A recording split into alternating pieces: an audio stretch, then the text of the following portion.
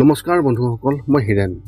আজি আপোনালোকক এই ভিডিঅ'টোৰ জৰিয়তে এই 2024 বৰ্ষৰ ডিচেম্বৰ মাহটোত অৰ্থাৎ বছৰৰ অতি শেষৰ মাহটোত তুলা ৰাশিৰ ব্যক্তিসকলে কেনেদৰে ফলাফল লাভ কৰিব তাৰে সম্পূৰ্ণ তথ্য আপোনালোকক এই ভিডিঅ'টোৰ জৰিয়তে আগবঢ়াইছোঁ।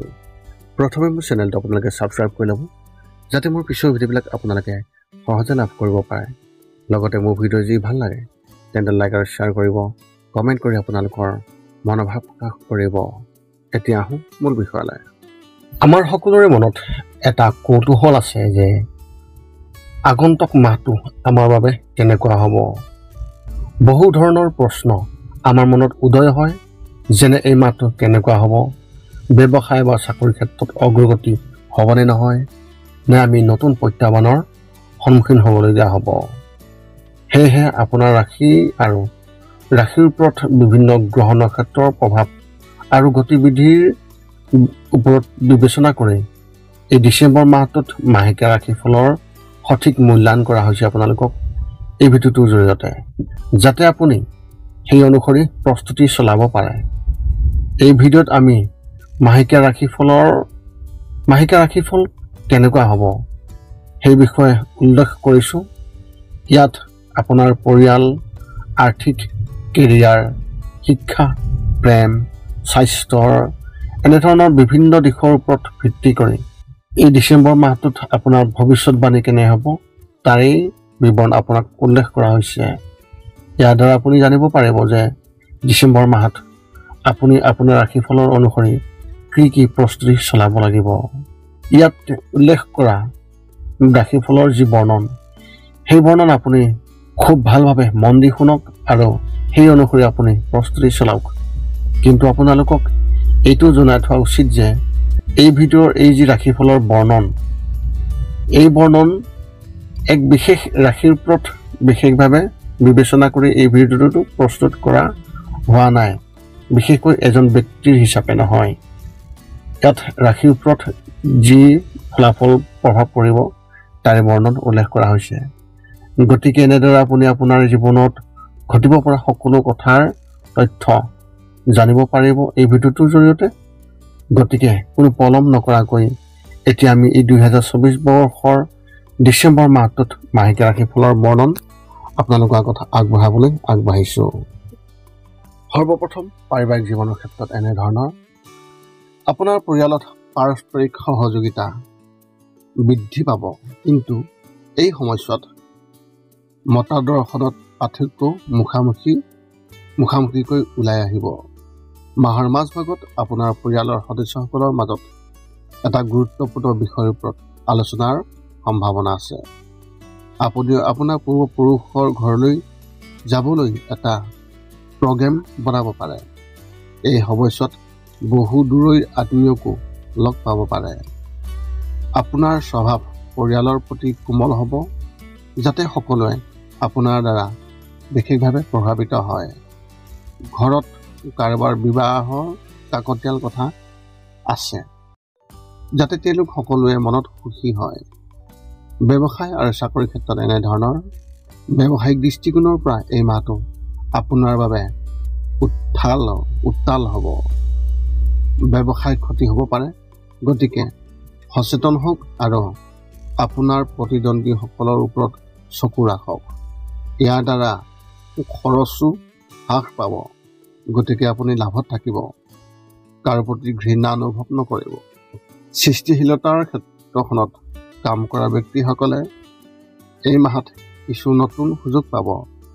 সংবাদ মাধ্যম বা সাংবাদিকতাৰ সৈতে জড়িত লোকসকলে তেওঁলোকৰ কামৰ বোজা বাঢ়ি যোৱাৰ সম্ভাৱনা আছে, যাৰ ফলত মানসিক চাপত থাকিব পাৰে আৰু এই সময়ছোৱাত তেওঁলোকৰ কামৰ প্ৰতিও মোহভংগ হ'ব পাৰে।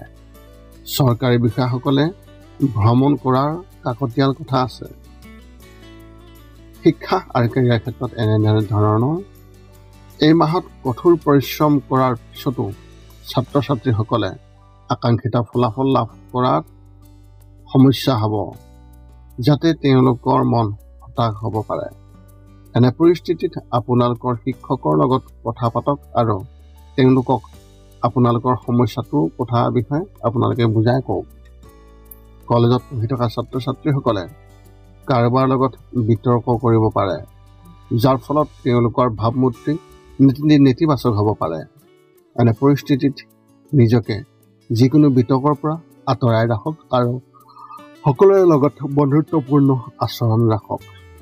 যদি আপুনি চৰকাৰী পৰীক্ষাৰ বাবে প্ৰস্তুতি চলাই আছে আৰু বিফলতা চলি আছে, তেন্তে এই মাহত আপোনাৰ বাবে অতি শুভ লক্ষণ আছে আৰু আপুনি যিকোনো এটা ক্ষেত্ৰত কাম কৰাৰ সুযোগ পাবই পাব। প্ৰেমৰ ক্ষেত্ৰত এনেধৰণৰ, যদি আপুনি কাৰোবাৰ লগত প্ৰেমৰ সম্পৰ্কত আছে, তেন্তে এই মাহত আপুনি তেওঁলোকৰ সন্মুখত বিবাহৰ প্ৰস্তাৱ দিব পাৰে, যিয়ে সম্পৰ্কটোক শক্তিশালী কৰাত সহায় কৰিব। যিকোনো বিবাহিত লোকসকলে নিজৰ সংগীৰ পৰা বহুত সমস্যা পাব আৰু আপুনি আপোনাৰ সংগীৰ সমৰ্থন লাভ কৰিব প্ৰতিকূল পৰিস্থিতিত। এই মাহত অবিবাহিত লোক হতাশ হ'ব লাগিব। বিবাহৰ বাবে অপেক্ষা কৰি থকা লোকসকলে হয়তো বিবাহৰ প্ৰস্তাৱ পাব। যদি ক'ৰবাত আগতে বিবাহৰ কথা চলি আছিল, তেন্তে নিশ্চিত হওক আৰু আগুৱাই যাবলৈ চেষ্টা কৰক। স্বাস্থ্যৰ ক্ষেত্ৰত এনেধৰণৰ, মাহৰ আৰম্ভণিতে আপুনি অধিক কাম কৰিব লাগিব আৰু শাৰীৰিক ভাগৰুৱা অনুভৱ কৰিব, কিন্তু আপুনি আপোনাৰ শক্তি সাৱধানে ব্যৱহাৰ কৰিব লাগিব, যাতে ইয়াক সৰ্বাধিক ব্যৱহাৰ কৰাৰ পৰা বিৰত থাকিব পৰা যায় আৰু সেইটো সঠিক ঠাইত। বৌদ্ধিক সমস্যাৰ বিকাশ হ'ব আৰু নতুন ধাৰণা মনত অন্তৰ্ভুক্ত কৰাৰ হ'ব। মাহৰ মাজভাগত পেশীৰ লগত জড়িত যিকোনো সমস্যা বিঘ্নিত হ'ব পাৰে, সেয়েহে ইয়াৰ বাবে আগতীয়াকৈ সাজু থাকক। আপোনাৰ এই মাহত শুভ সংখ্যা হিচাপে 1 আৰু শুভ ৰং হিচাপে আপুনি এই মাহত বাদামী ৰং ব্যৱহাৰ কৰিব পাৰে। তুলা ৰাশিৰ ব্যক্তিসকলৰ বাবে এক বিশেষ পৰামৰ্শ। অধ্যয়নৰ ক্ষেত্ৰত আপুনি বহু ধৰণৰ সমস্যাৰ সন্মুখীন হ'ব। এনে পৰিস্থিতিত আমাৰ পৰামৰ্শ হিচাপে আপোনাক দিয়া গৈছে যে আপুনি তেওঁলোকৰ পৰা পলাই নাযাব বা দায়িত্বত এলাহ নকৰিব, কিন্তু তেওঁলোকৰ সৈতে দৃঢ়ভাৱে মুখামুখি হ'বলৈ চেষ্টা কৰক। এই কামটো কৰিলে আপুনি কেৱল সেইবোৰ সমাধান কৰিব পৰাই নহয়, ভৱিষ্যতৰ দৃষ্টিকোণৰ পৰাও ই আপোনাৰ বাবে অতি উপকাৰী হ'ব। এই মাহৰ ৰাশিফলৰ বৰ্ণন জনাৰ পিছতো কেইটামান কথা মনত ৰাখিব লাগিব। যিকেইটা কাম কৰিলে আপুনি শাৰীৰিক আৰু মানসিকভাৱে আপুনি অতি সুস্থ হৈ থাকিব আৰু লগতে আহিব লগা সংকট খুব সহজে দূৰ কৰাত সহায় হ'ব। এই 5টা নিয়ম এনেধৰণৰ। 1 নম্বৰ, শৰীৰটো সুস্থ কৰি ৰাখিবলৈ দৈনিক যোগাসন কৰক, য'ত মূলতঃ 10 মিনিট ওমকাৰ মন্ত্ৰ, 10 মিনিট কপালভাতি আৰু 10 মিনিট উলম বিলম এই যোগাসন জপ কৰিব লাগিব।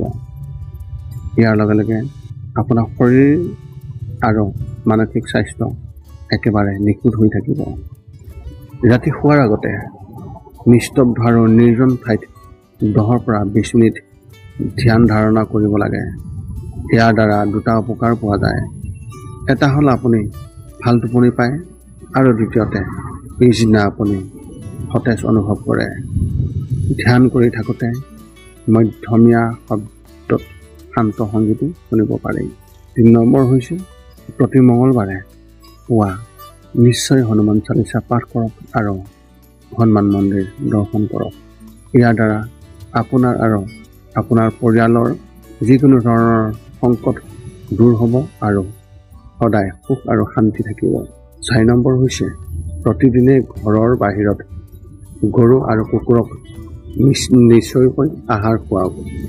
লগতে চৰাই আদিৰ বাবেও খাদ্য বা পানীৰ ঘৰৰ ছালৰ ওপৰত ৰাখিবলৈ চেষ্টা কৰক। এই পৃথিৱীখন যিমান আমাৰ সিমানেই সিহঁতৰো। নিতৌ ইহঁতক খুৱাই আমি গুণ পাওঁ আৰু গ্ৰহবোৰৰ কুপ্ৰভাৱ দূৰ হয়। মাজে মাজে চৌপাশৰ দুখীয়াসকলক উপযুক্তভাৱে সহায় কৰক আৰু ভোকাতুৰক আপুনি খুৱাবলৈ চেষ্টা কৰক। এই আছিল তুলা ৰাশি ব্যক্তিসকলে এই 2024 বৰ্ষৰ ডিচেম্বৰ মাহটোত লাভ কৰিবলগীয়া সম্পূৰ্ণ ৰাশিফলৰ বৰ্ণন। যদি আপোনাৰ মনত এতিয়াও জ্যোতিষ সম্বন্ধীয় কিবা প্ৰশ্ন আছে তেন্তে আপুনি আমাক সেই বিষয়ে অৱগত কৰক আৰু আমি আপোনালোকৰ প্ৰশ্নৰ উত্তৰ সকলো সময়তে অতি সোনকালে দিবলৈ সাজু আছোঁ। পুনৰ লগ পাম অন্য এটা ভিডিঅ'ত। আজিলৈ ধন্যবাদ।